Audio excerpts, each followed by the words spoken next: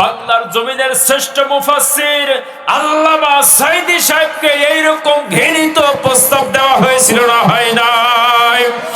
বাংলাদেশ নয়, বিশ্বের 50টি দেশের ভিতরে যিনি কোরআন প্রচার করেছেন, বাংলার সবুজ ভূখণ্ডে যিনি 50টি বছর পর্যন্ত আল কোরআনের দাওয়াত দিয়েছেন, ও মুসলমান ভাইয়েরা আমার, তিনি যা কথা বলেছেন অক্ষরে অক্ষরে পালন করেছেন না করে নাই? বাংলার মুসলমানদেরকে ডাক দিয়ে বললেন, ওগো বাংলার মুসলমান, আমি আল্লামা সাঈদী শুধুমাত্র ওয়াজ করি নাই, জীবন দিয়ে প্রমাণ করে গেলাম হকের পথ থেকে এক চুল পরিমাণ দূরে সরে যায় না। আমার মুসলমান ভাইয়েরা, আজ থেকে এক যুগ পূর্বে আল্লামা সাঈদী সাহেব যতগুলো কথা বলেছিলেন, প্রত্যেকটি কথা এই আল্লাহর ওলির কবুল হয়েছে না হয় নাই? আল্লাহর ওলি ডাক দিয়ে বলেছিল, বেশি বাড়াবাড়ি করবে না, বেশি ক্ষমতার দাপট দেখাইও না। এমন একটা দিন আসবে বাংলার মানুষ একটু ঝাঁকানি দিবে, মামু বাড়ি দিল্লি গিয়ে পড়বে। আল্লাহ বললেন, ফেরেশতা লিখে রাখো। আল্লাহু আকবার।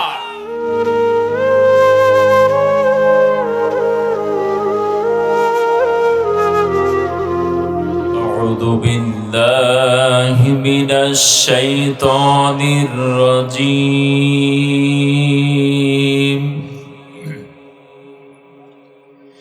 بسم الله الرحمن الرحيم. يا أيها النبي إنا أرسلناك شاهدا ومبشرا ونذيرا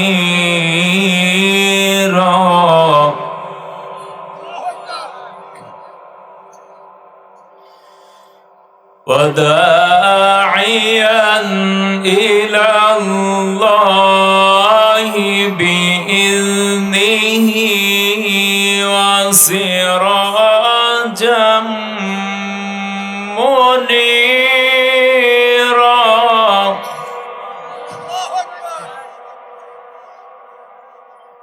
وبشر المؤمنين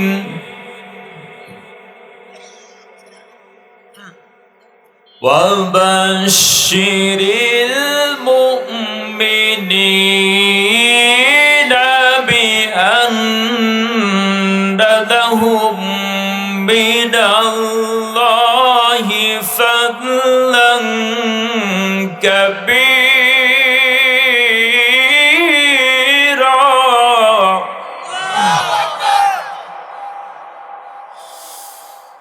ولا تطع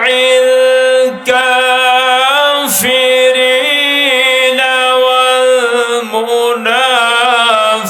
والمنافقين ودع أذاهم وتوكل على الله.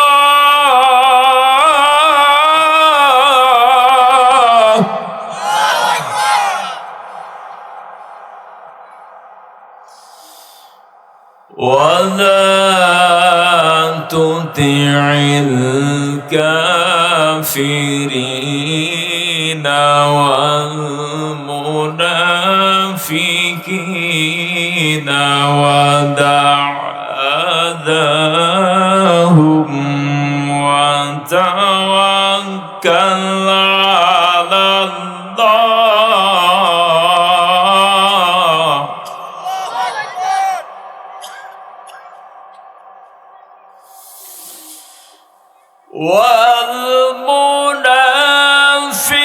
والمنافقين ودع أذاهم وتوكل على الله وكفى بالله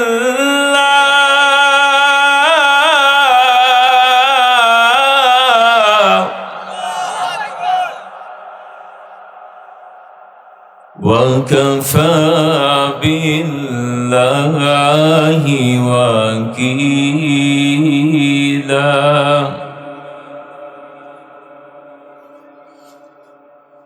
بسم الله الرحمن الرحيم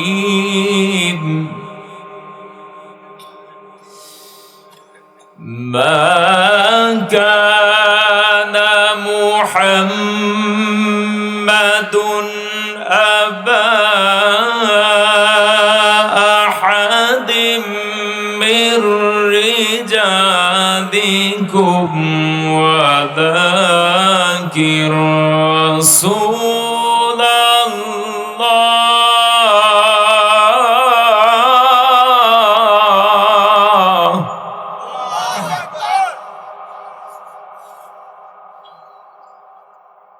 ولكن رسول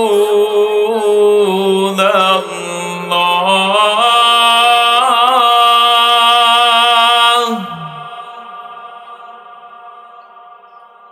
ولكن رسول الله وخاتم النبيين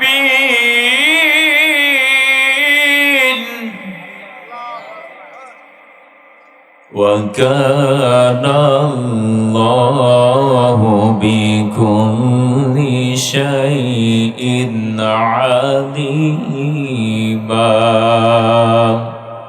صدقت يا ربنا اللهم صل على محمد وعلى آل محمد كما صليت على إبراهيم وعلى آل إبراهيم إنك حميد مجيد اللهم بارك على محمد وعلى آل محمد كما باركت على إبراهيم وعلى آل إبراهيم إنك حميد مجيد তোরা দেখে যা আমিনা মায়ের কোলে তোরা দেখে যা আমিনা মায়ের কোলে মধু পূর্ণিমারে শ্বেতা চাঁদ দোলে মধু পূর্ণিমারে শ্বেতা চাঁদ দোলে যেন উষার কোলে রাঙা রবি দোলে তোরা দেখে যা আমিনা মায়ের কোলে তোরা দেখে যা আমিনা মায়ের কোলে কুল মখলুকে আজি ধ্বনি ওঠে কে এলো ওই কালেমা শাহাদাতের বাণী ঠোঁটে কে এলো ওই খোদার জ্যোতি পেশানিতে ফোটে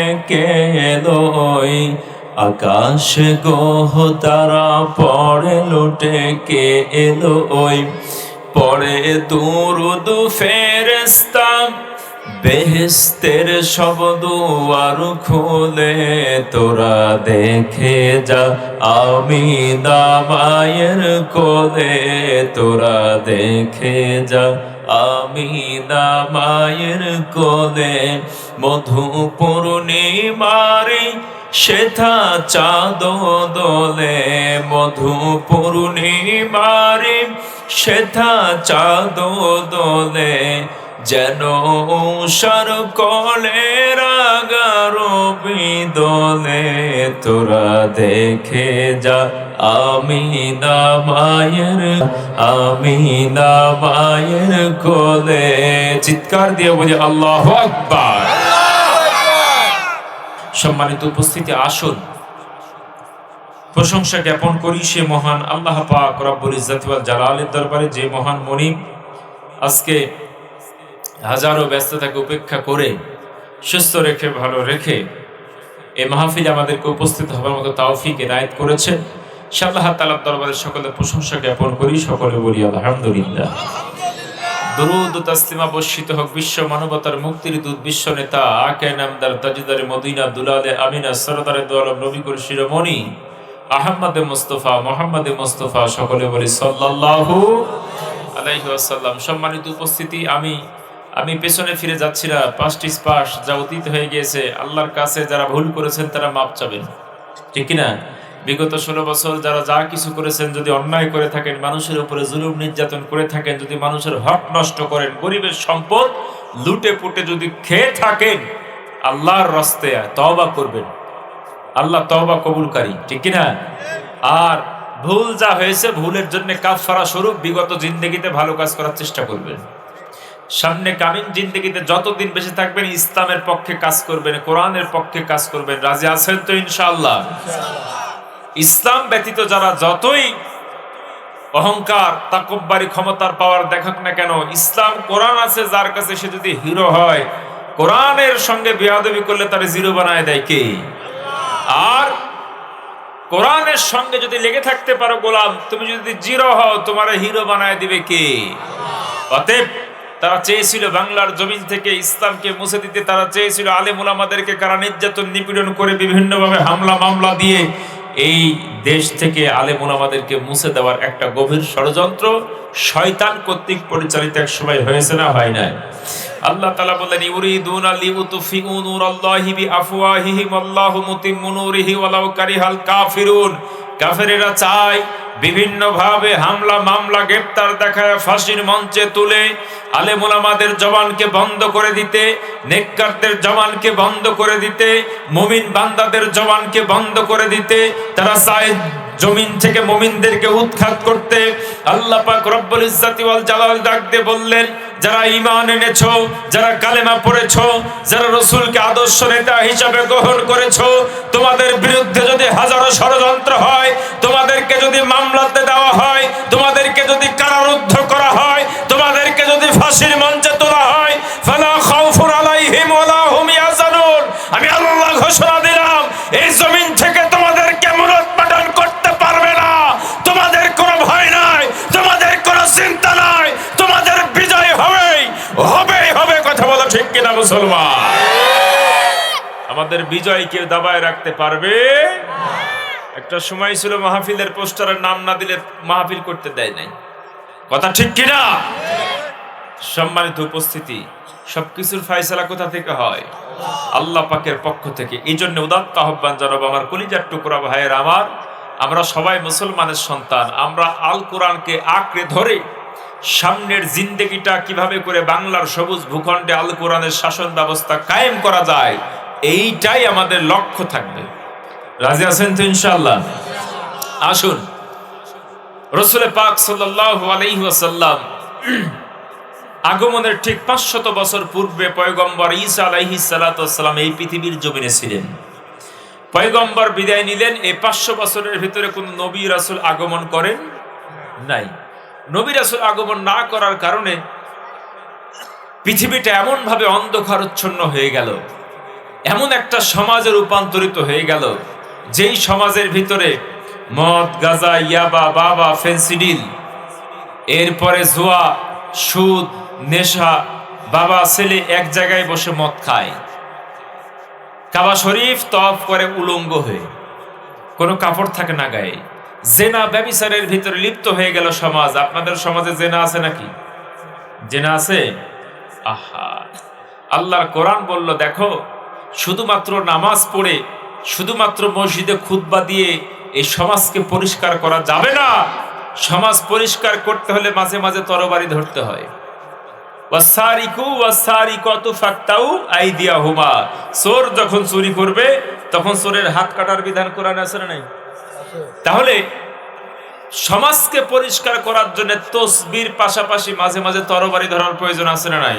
জেনাখোর যদি জেনা করে, অর্ধেকটা মাটির নিচে পুঁতে ফেলে পাথর মেরে তারে হত্যা করার কথা কোরআনে আছে না নাই? অতএব মাঝে মাঝে পাথরেরও প্রয়োজন আছে না নাই? এরপরে মদখোর, আপনাদের এলাকায় নিশাখোর আছে নাকি? নিশাখোর আছে? এখানে আছে? এখানে তো আল্লাহর ওলি সব ঠিক না, আলহামদুলিল্লাহ। শোনেন, নেশাদ্রব্য কুল্লু মুস্কিরিন হারাম, সমস্ত নেশাদ্রব্য হারাম, ঠিক আছে? নেশাদ্রব্য হারাম, নেশাখোরের মুখ অপবিত্র। হারাম জিনিস খেয়ে অপবিত্র জিনিস আপনি পান করে পবিত্র জিনিস আপনার দিলের ভিতরে প্রবেশ করতে পারে না। নেশাখোর যদি নেশা খায় 80 থেকে 100টা বেত্রাঘাত আছে না নাই? তাহলে মাঝে মাঝে সমাজ শোধন করার জন্য লাঠি ধরার প্রয়োজন আছে না নাই? লাঠি ধরতে হবে, পাথর মারতে হবে, তরবারি ধরতে হবে, অন্যথায় সমাজ শোধন হবে। আপনি হাজারো চেষ্টা করলে সমাজ থেকে জেনাকে বিলুপ্ত করতে পারবেন না, আপনি হাজারো চেষ্টা করলে সমাজ থেকে সুদকে উৎখাত করতে পারবেন না, আপনি হাজারো চেষ্টা করলে সমাজ থেকে মাদক উৎখাত করতে পারবেন না। কিন্তু যদি পার্লামেন্টে কোরআনের বিল পাস হয়ে যায়, আর যদি কোরআনের আইন অনুযায়ী একটা চোরের হাত কাটা হয়, যদি কোনো মাদকখোরকে 100টা বেত্রাঘাত করা হয়, যদি কোনো জেনাখোরকে প্রকাশ্যে দিবালোকে অর্ধেকটা মাটির নিচে পুঁতে ফেলে এই বেলতলের জমিনে পাথর মেরে হত্যা করা হয়, আল্লাহর কসম করে বলি এই জমিনের ভিতরে জেনা করার সাহস পাবে কি? চুরি করার সাহস পাবে কি? মাদক সেবন করার সাহস পাবে? এজন্য কোরআনের আইনের প্রয়োজন আছে না নাই? কোরআনের আইনের পক্ষে আছেন তো ইনশাআল্লাহ? নারায়ে তাকবীর, লিল্লাহে তাকবীর। কোরআন আছে যেখানে, কোরআন নাই যেখানে, নারায়ে তাকবীর। সম্মানিত উপস্থিতি, তাহলে কোরআনের সাথে যাদের সম্পর্ক ভালো আমরা তাদের সাথে আছি, কোরআনের সাথে যাদের সম্পর্ক ভালো নাই তাদের সাথে আমরা নাই। আল্লাহ রসুল এমন একটা সমাজের ভিতরে আগমন করলেন, যেই সমাজটা শিক্ষিত অশিক্ষিত কবি সাংবাদিক লেখক সমস্ত মানুষগুলো এক বাক্যে স্বীকার করলো এই সমাজ হচ্ছে আইয়ামে জাহেলিয়াতের সমাজ, অন্ধকারচ্ছন্ন সমাজ। এখানে কোনো আলো নাই এই সমাজের ভিতরে। ঠিক সেই সময়তে আল্লাহ রসুলকে আগমন করলেন, আল্লাহ পাক প্রেরণ করলেন। আল্লাহ তাআলা ডাক দিয়ে বললেন, ইয়া আইয়ুহান নবী ইন্না আরসালনাকা শাহিদাও ওয়া মুবাশশিরাও ওয়া নাযীরা। হে রাসূল, আমি আপনাকে পাঠিয়ে দিলাম সাক্ষী হিসাবে। আপনার কাজ কি? আপনি জান্নাতের শুভ সংবাদ দিবেন, জাহান্নামের ভীতি প্রদর্শন করবেন।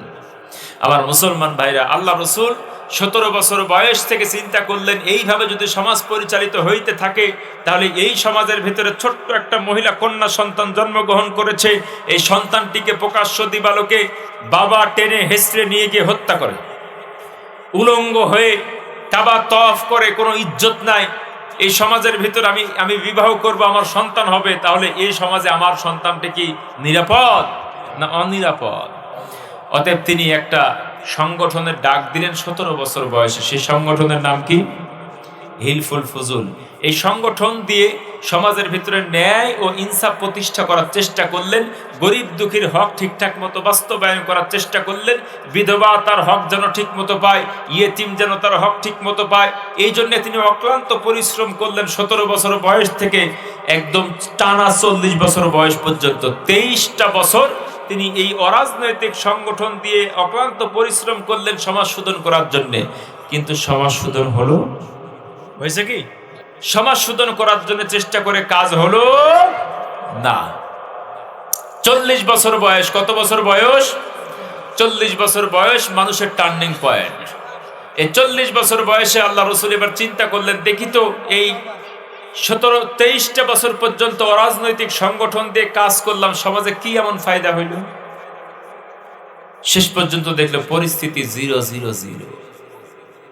একটা দুস্থ মানুষকে দুস্থ মাথার কাট করতে যাবে, চেয়ারম্যান মেম্বার চায় বসে 5,000 টাকা। কথা বলেন ঠিক কিনা? এরপরে টিআরএস চাইল দিবে, ওখানে টাকা খেয়ে বসে আছে। এরপরে মোটর আসবে, ওখানে টাকা খেয়ে বসে আছে। এরপর টিসিবির কাট করে দিবে, ওখানে টাকা খেয়ে বসে আছে। আছে না নাই? কারা খায়? আল্লাহর ফেরেশতারা। কথা বল। টাকা আসে গরিব দুঃখের জন্য, আর ওই মিসকিনেরা বসে বসে খায়। কথা বলেন ঠিক কিনা? এই জন্য মিসকিনদের বিরুদ্ধে দুর্বার আন্দোলন করার প্রয়োজন আছে না নাই? যারা গরিবের সম্পদ লুটে পুটে খায়, যারা দুস্থ মাতার কাঠ লুটে পুটে খায়, যারা অসহায় এতিম সন্তানের মাল লুটে পুটে খায়, তাদের বিরুদ্ধে আন্দোলন করা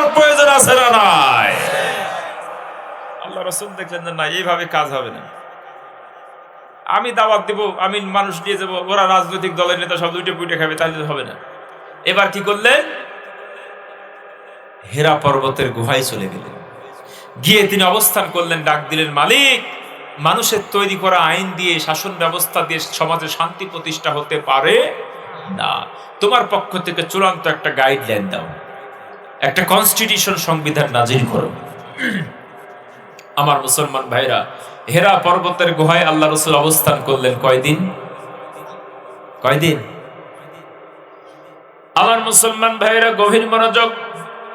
রাসূল পাক সাল্লাল্লাহু আলাইহি ওয়াসাল্লাম আখিরি জামানার শ্রেষ্ঠ পয়গম্বর হেরা পর্বতের গুহায় অবস্থান করলেন, আল্লাহর কাছে ধন্না ধরলেন, মালিক, এই সমাজের দুস্থ এতিম গরিব বিধবা সমাজের ভিতরে ন্যায় প্রতিষ্ঠা করার জন্য, সমাজের মানুষকে অন্ধকার থেকে আলোর দিকে নিয়ে আসার জন্য 23টা বছর পর্যন্ত কষ্ট করলাম, কিন্তু মানুষ তো সংশোধন হলো না। তোমার পক্ষ থেকে চূড়ান্ত একটা বিধান নাজিল করো। 5 দিন অপেক্ষা করলেন, ওহী নাজিল হলো না। 10 দিন অপেক্ষা করলেন, ওহী নাজিল হলো না। 20 দিন পার হয়ে গেল, এখনো পর্যন্ত ওহী নাজিল হলো না। আল্লাহর রাসূল বিরক্ত হন নাই, ফিরে চলে আসেন নাই। 1 মাস পার হয়ে গেল, এখনো পর্যন্ত আল্লাহর পক্ষ থেকে কোনো ওহী নাজিল হয় নাই। 30 দিন 35 দিন পার হয়ে গেল, এখনো পর্যন্ত ওহী নাজিল হলো না। আল্লাহর নবী ততক্ষণ পর্যন্ত বাড়িতে ফিরে যাবেন না, যতক্ষণ পর্যন্ত আল্লাহর পক্ষ থেকে চূড়ান্ত কোনো বিধান নাজিল না হবে। 40 দিন যখন হয়ে গেল, আকাশের মালিক, জমিনের মালিক ডাক দিয়ে বললেন, জিবরিল, আর দেরি করা যাবে না। আমার আখিরি জামানার শ্রেষ্ঠ পয়গম্বর যতক্ষণ পর্যন্ত কোনো বিধান নাজিল না করব, ততক্ষণ পর্যন্ত হেরা পর্বতের গুহা ছেড়ে যাবে না। আল্লাহর কোরআন নাজিল হয়ে গেল, ইকরা বিসমি রাব্বিকাল্লাযী খালাক, খালাকাল ইনসানা মিন আলাক। বলে আল্লাহু আকবার। আল্লাহর নবীর উপরে কোরআন নাজিল হয়ে গেল, আলিফ লাম রা, কিতাবুন আনজালনাহু ইলাইকা লিতুখরিজান নাসা মিনাল যুলুমাতি ইলান নূর।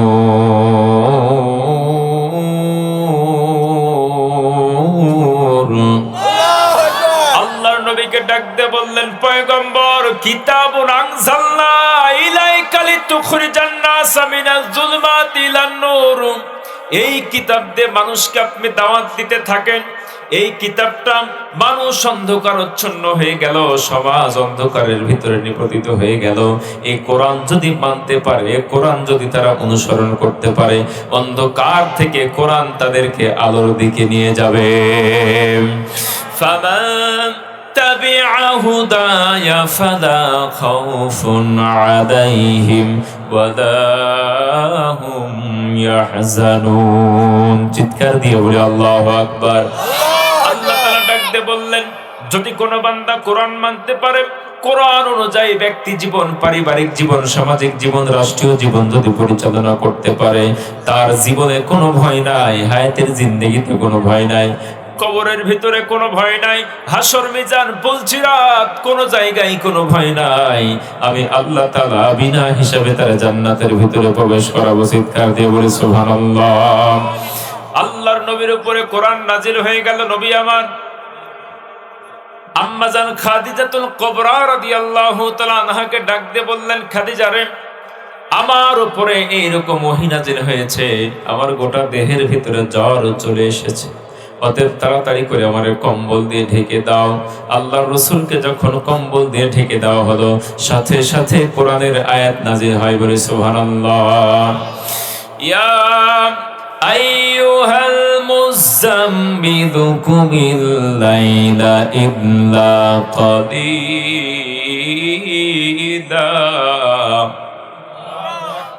নিসফাহু আওিল কুস মিনহু কালিলান আও জিদ আলাইহি ওয়া